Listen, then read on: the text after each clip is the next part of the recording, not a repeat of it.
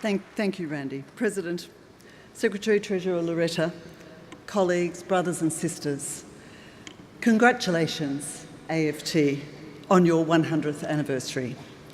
And let me just say that I've been incredibly honoured to sit here and listen this morning to all of the speakers, to hear of your heroes and hear about the history of the AFT.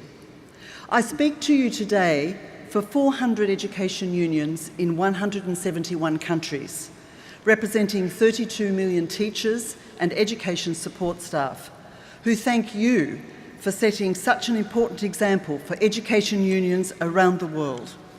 Thank you for fighting for the public school, for equity, and for democratic values.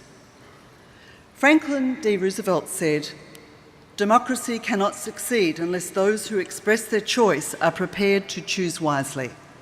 The real safeguard of democracy, therefore, is education."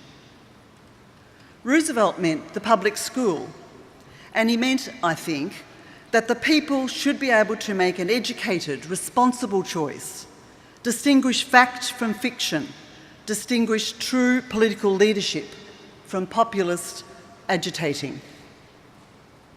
How significant education is for democracy was once again demonstrated yesterday when the government of Turkey, in response to the attempted military coup last week, suspended 15,000 teachers and revoked the teaching licence of another 22,000 colleagues.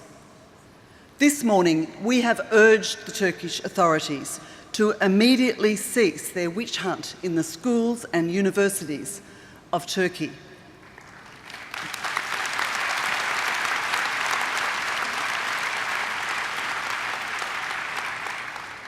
Colleagues, many of us around the world have followed your presidential campaign, and we have been struck, or should I say shivers have shot down our spines, by the ideas and plans put forward by one of the candidates.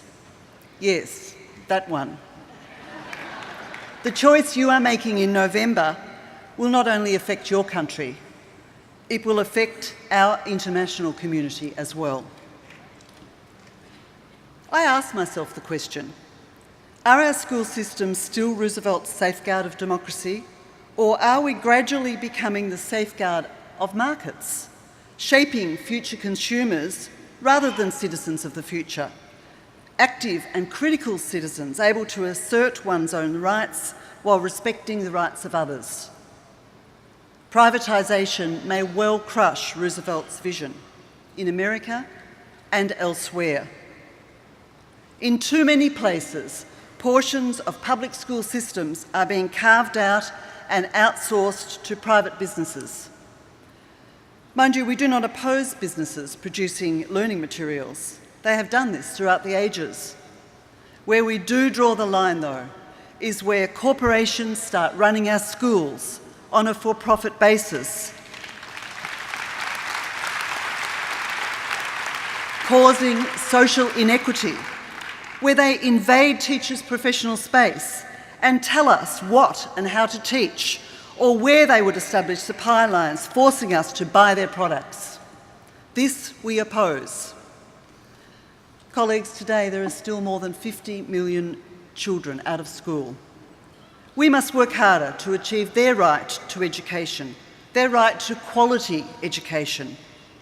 It should not make a difference whether they are poor, whether they are girls, whether they are refugees. Earlier this year, I had the privilege of visiting a school in Berlin where I was told had enrolled a large group of refugee children from Syria. I asked the principal, "How many refugee students do you have?" She said, "I have no idea. We don't count them." Colleagues, this is one of the characteristics, if not the very soul of our profession, the desire to build equity in the classroom, in the school, and yes, of course, in society at large. Quality education for all is no longer a domestic issue. It is a global challenge.